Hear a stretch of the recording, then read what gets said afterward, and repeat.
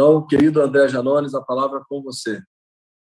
Bom dia a todos. Edinho, meu muito obrigado. Eu vou ser bem célere aqui nessa parte mais protocolar, porque tem muita gente para falar, eu tenho poucos minutos, eu quero aqui tentar contribuir o máximo com o debate, então eu cumprimento a todos na pessoa do nosso querido Edinho, que está fazendo um trabalho brilhante, e da nossa querida Manuela Dávila, com quem eu tenho aprendido muito também sobre redes, e na pessoa da nossa presidente Gleice Hoffmann, que tem sido aí uma verdadeira leoa, junto com o nosso senador Randolph, em buscar medidas para a gente combater a disseminação de fake news pelas redes sociais.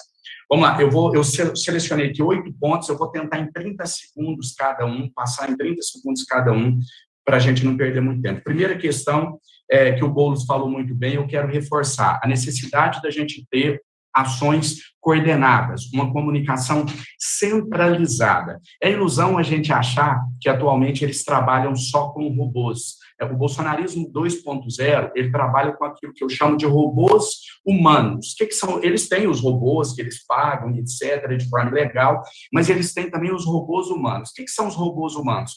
Aquelas pessoas que eles têm uma rede, né, financiada por empresários, ao que tudo indica, o que já mostrou as investigações, e eles seguem determinadas coordenadas. Então, olha, gente, vamos lá agora fazer tal ação. Pá, todo mundo vai e desenvolve aquela ação. Como que a gente contrapõe a isso? Tendo uma comunicação centralizada. A gente precisa unir as nossas pautas.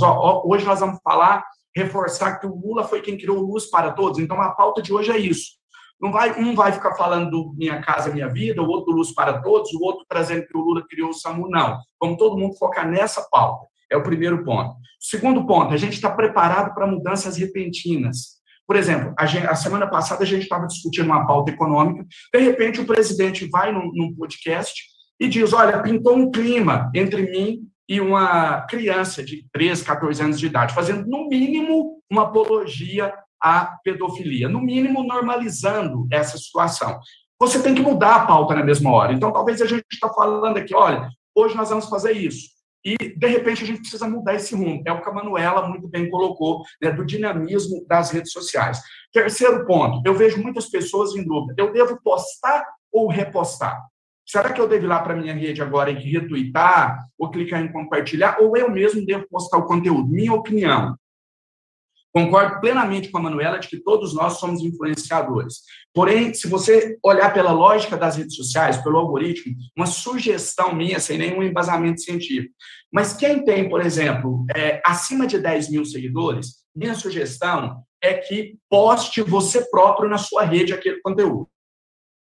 Se você tem abaixo de 10 mil seguidores, eu sugiro o retweet ou o compartilhamento, que eu acho que vai gerar um impacto maior, já que a gente tem muito pouco tempo, do que se você mesmo fizer o post original. Claro, eu estou falando ali de um conteúdo, por exemplo, um programa do presidente Lula, uma peça e etc. Quarto ponto, que para mim é fundamental, e a Manuela também passou nesse tema. Na sua rede, você é a estrela.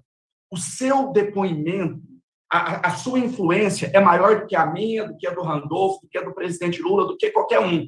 É você atestando para o seu vizinho, para o seu familiar, olha, o Lula é o melhor. Isso tem mais peso do que qualquer outra pessoa. Por exemplo, quando eu fiz um chamado nas minhas redes para esse encontro aqui, fiz um banner e escrevi lá assim, ó, encontro de influenciadores, de comunicadores com Lula e Janones. Por quê? Porque eu estou falando da minha rede, onde 12 milhões de pessoas querem saber do Janones, elas seguem o Janones. Então, o Edinho vai fazer na rede dele, olha, amanhã é Edinho e Lula no evento tal. Na sua rede, você é a estrela, porque você comunica com o seu seguidor que está lá para saber do seu conteúdo. Então, você influencia essas pessoas. Você leva essas pessoas para acompanhar o presidente Lula. Tem até um cardzinho aí, né? Marca aqui quem você vai abraçar quando o presidente Lula vencer as eleições. Eu sugiro cada um fazer com a sua foto. Quem tem foto com o presidente Lula, posta. Quem não tem, faz uma sobreposição de imagem. Coloca a sua imagem com a imagem do presidente Lula. Isso vale para qualquer pessoa, não precisa ser um grande influenciador. De novo, trazendo as palavras da Manuela. Todos nós somos influenciadores, comunicadores natos. Quinto ponto, focar bem quem são os nossos adversários. Eu vi algumas pessoas ontem cometendo que, na minha opinião, é um ato falho de partir para cima dos sertanejos. Ah, o Leonardo é isso, resgatando fala do Leonardo, do Zezé. Gente, nós não estamos disputando eleição com o Zezé, nós não estamos disputando eleição com o Leonardo, nós não estamos disputando eleição com o Romeu Zema. Esse pessoal tem direito de votar e de apoiar quem eles quiserem. Vamos focar em quem é nosso adversário. O nosso adversário é Jair Bolsonaro, ponto final. A gente não ganha absolutamente nada nos contrapondo a apoiadores, até porque a gente sabe que aquilo não tem peso algum. Eu até usei um exemplo ontem. Imagina o grande impacto de amanhã Chico e Caetano declararem voto ao Lula. Nenhum impacto, porque são apoiadores de primeira hora do presidente Lula. É o mesmo impacto dos sertanejos apoiarem o Bolsonaro. Nenhum. Todo mundo já sabe que eles apoiam o Bolsonaro. Mas quando a gente parte para o ataque contra eles, aí sim pode gerar algum efeito negativo. Sexto ponto, estética ou entrega? É algo que a gente precisa discutir, e aí eu acho que isso aqui tem que ser um debate aprofundado depois. Quando você tem uma estética aprimorada, a rede não entrega, ponto final. O presidente Bolsonaro fez um post, a imagem do presidente Lula falando com a câmera em uma cena do debate, e ele simplesmente pregou um papel de 22 na testa.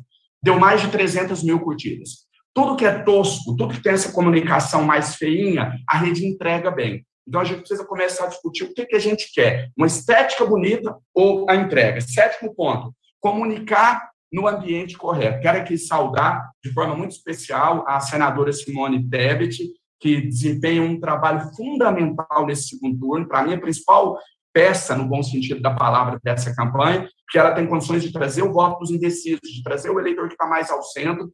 E aí, mas a gente fazer essa comunicação, por exemplo, com peças incluídas Simone Tebet, no público-alvo. A gente tem muito pouco tempo para as eleições. Não dá para a gente focar em quem já está decidido. Não adianta a gente ficar jogando para a torcida. Então, por exemplo, a Simone, que teve uma votação extraordinária, fantástica.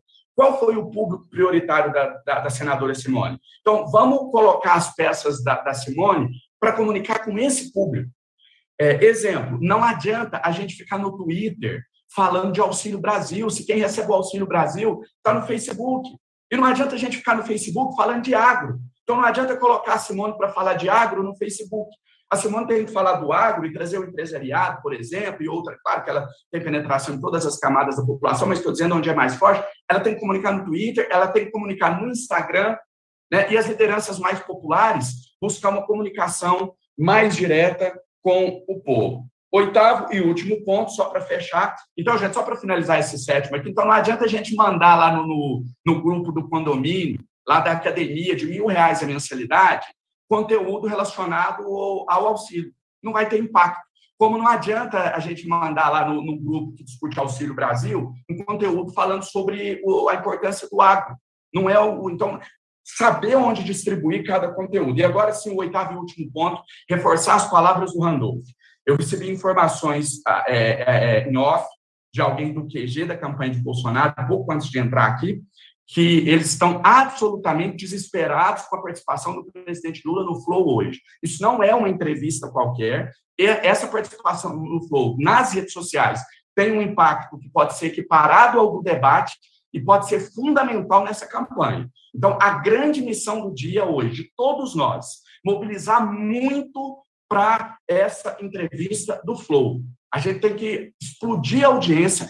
Tem muita gente, que não sabe o que é Flow. Nós estamos num país de 200 milhões de pessoas. Explica, olha, tem um canal no YouTube, está aqui, é só você entrar. Tem que explicar mesmo, olha, não paga nada, não precisa ter assinatura, é só apertar aqui nesse clique, nesse link, que você vai assistir o presidente Lula. Ele tem muita coisa para falar, vão ter grandes revelações. Então, conclamar a nossa militância. Eu sei que o Partido dos Trabalhadores, o Juan, que está aí, tem uma base enorme no WhatsApp. Vamos trazer, porque não é uma entrevista qualquer. Essa entrevista no Flow hoje pode ser um marco nas eleições. Vou encerrar por aqui. Um abraço a todos vocês. Eu criei agora, recentemente, um canal no Telegram. Sugiro que todos façam isso. Estou esperando aí nos conteúdos exclusivos do presidente Lula para lá. Quem tiver Telegram, entra lá, André Janones Telegram. Criei há 2 dias, a gente já está com quase 60 mil inscritos. E lá eu vou aprofundar isso aqui, dissecar e compartilhar e aprender também com vocês lá com troca de conteúdos. Um abraço, fiquem com Deus, que Ele nos abençoe e que a gente possa desfrutar dessa vitória no próximo dia 30 em prol da nossa democracia.